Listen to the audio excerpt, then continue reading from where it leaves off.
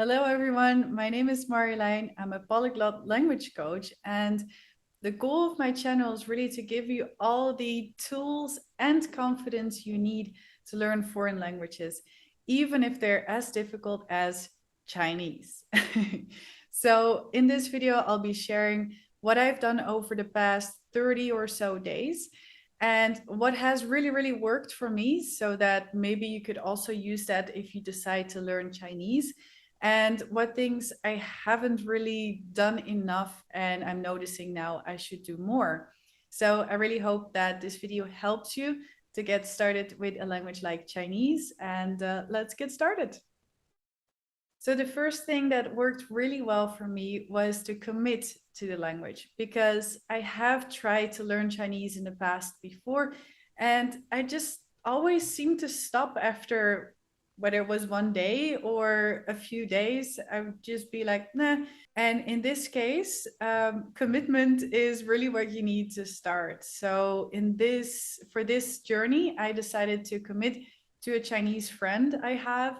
I told him, from now on, every time I see you, I'll start saying some words I've learned. So I committed to him to use the few words or sentences I would learn in Chinese. So that really felt like some kind of accountability, some kind of promise and commitment, because as I said before, it hadn't worked. So now to just know what I was doing it for, to use some Chinese to a Chinese friend of mine, was really helpful. And I did do that. Like the few times I saw him, I would say some words or sentences I had learned. So see if you can commit to someone, whether it's just yourself, and make sure you commit to the language, and mark some times in your calendar that you start learning that language, or whether you want to commit to a friend or language classes, but whatever you can do to really say, okay, I'm learning this language, that is super useful, because when a language is really difficult, it's really easy to just leave it really soon. So don't do that and commit to someone. Another thing that worked really well for me is that from the bat, I started with a notebook. So I have it here, my Chinese notebook.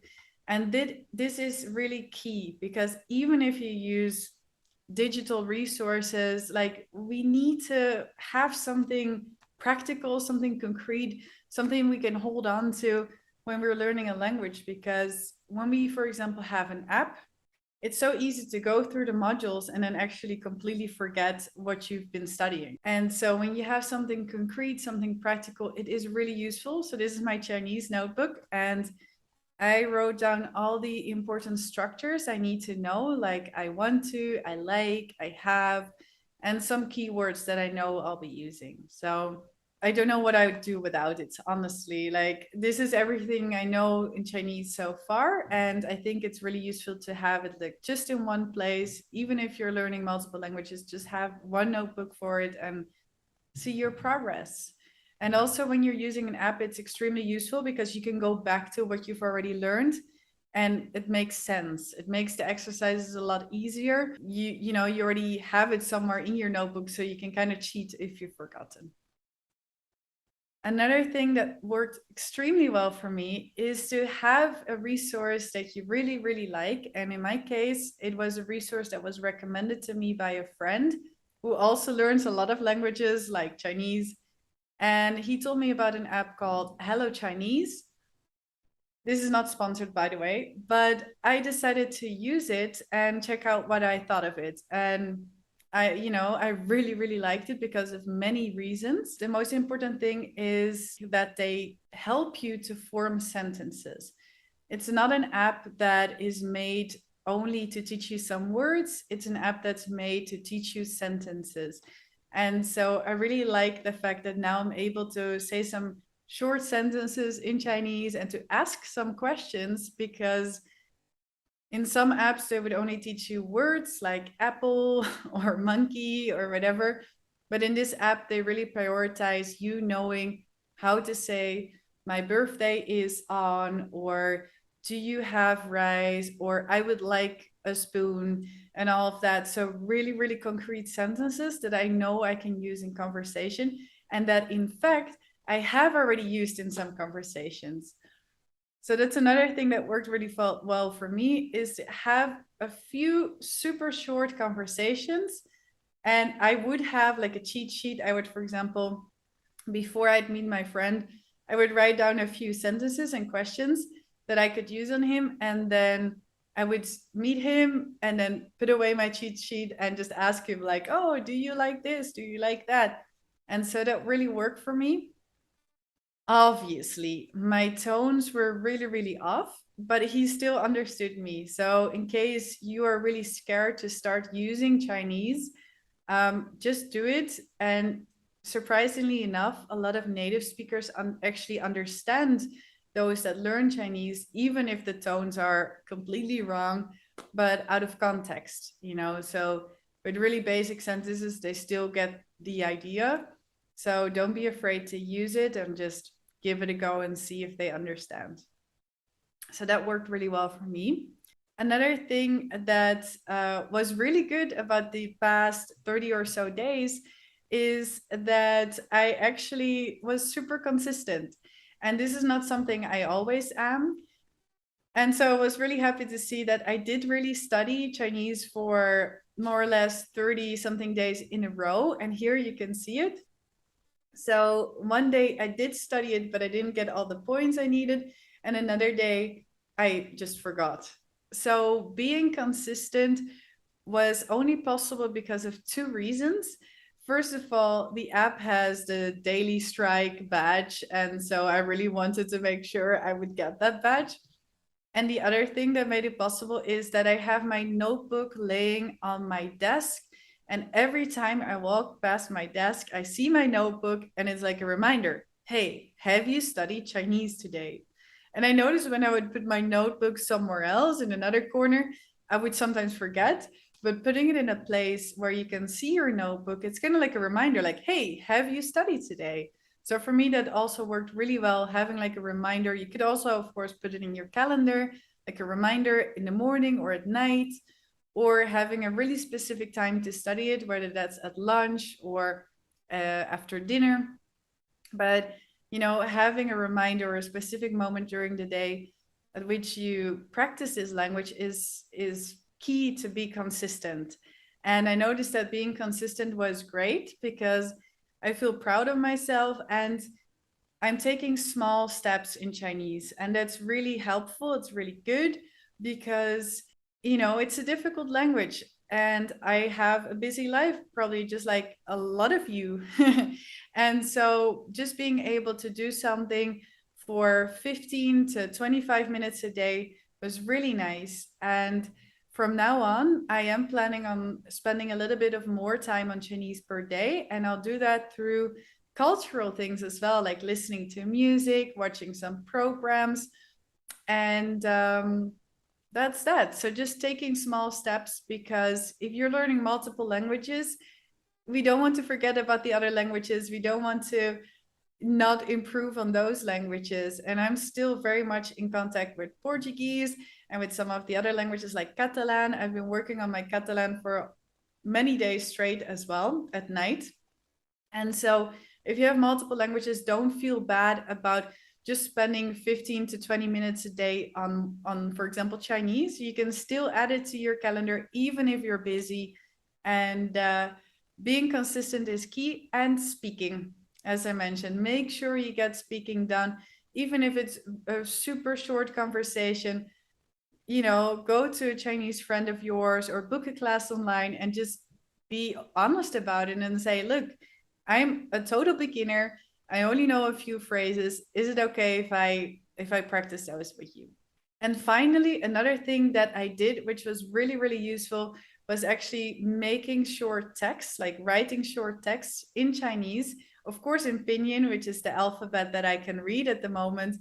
And that was super useful because I basically integrated everything I know so far. So I would make short sentences that are relevant to my life and my situation, like my hobbies, my pets, where I live, what I do. And so making really short sentences with the phrases I know so far is extremely useful, because you are then already producing, you're already producing output in the language. There's two ways in which we can really, really solidify our learning, and that's like speaking or writing. And of course, there's also revision. So I did that in the app. I would really review the words I've learned so far.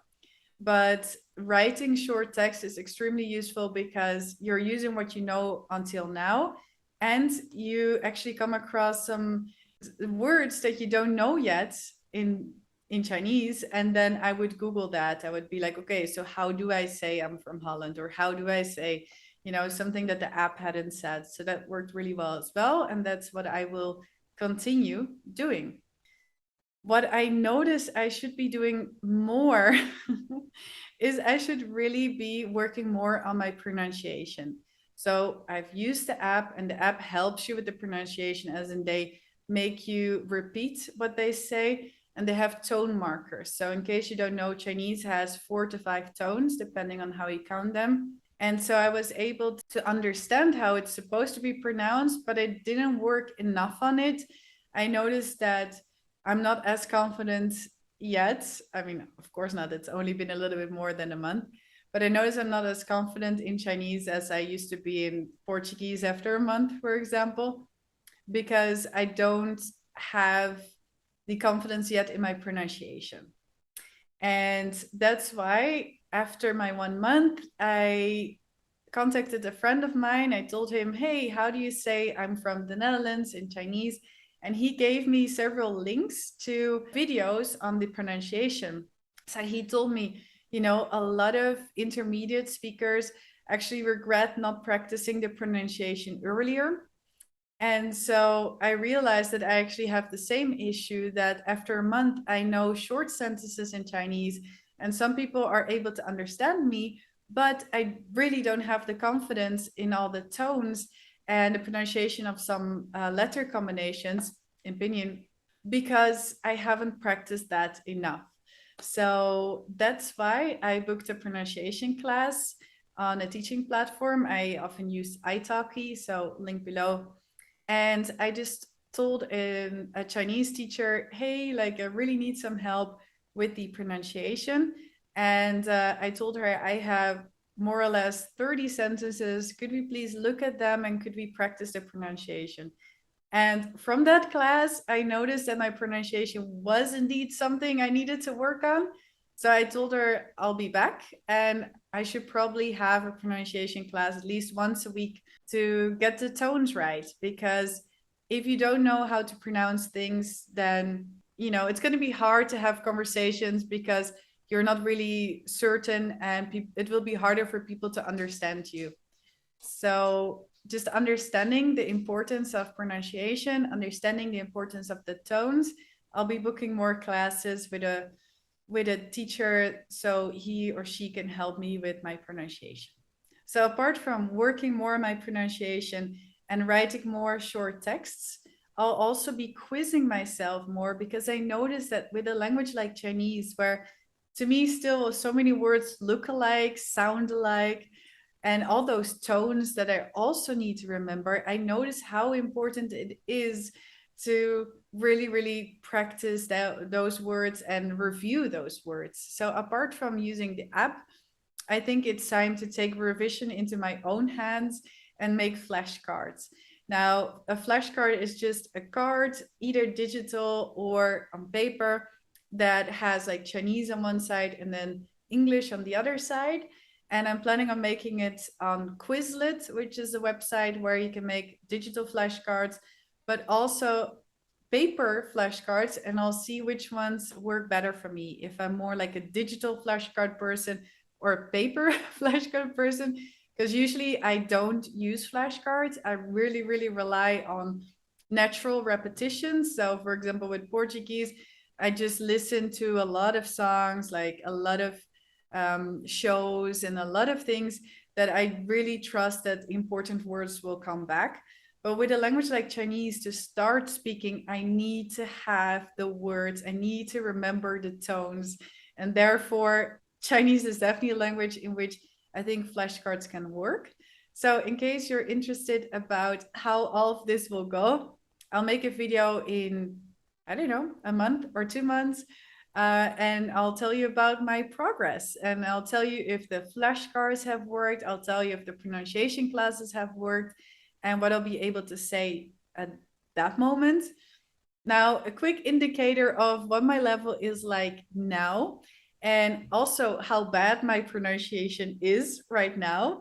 Let me just give a quick demonstration. And again, this is not to show off what I've learned so far. On the contrary, it's more to motivate you and to be like, hey, she has started to learn Chinese.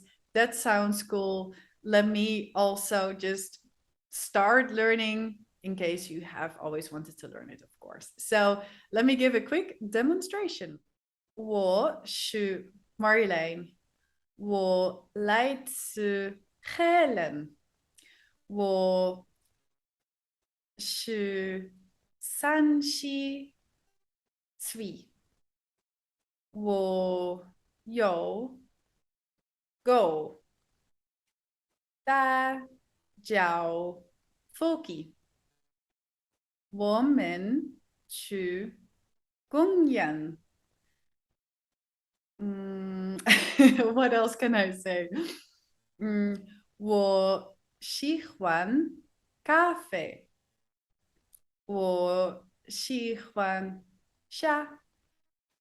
And let's see, what else can I say about myself? 我学汉语。So, as I said, that's just a quick demonstration of my Chinese after 1 month. The thing I'm most proud of is my consistency and the fact that I'm able to write a small text in Chinese and have a mini conversation with other learners and native speakers. And I really hope that in a couple of months, I'll be making a video with more tips on Chinese and a better level, of course. So see you then. See you soon and see you in one of the other videos I have. Bye. Ni hao.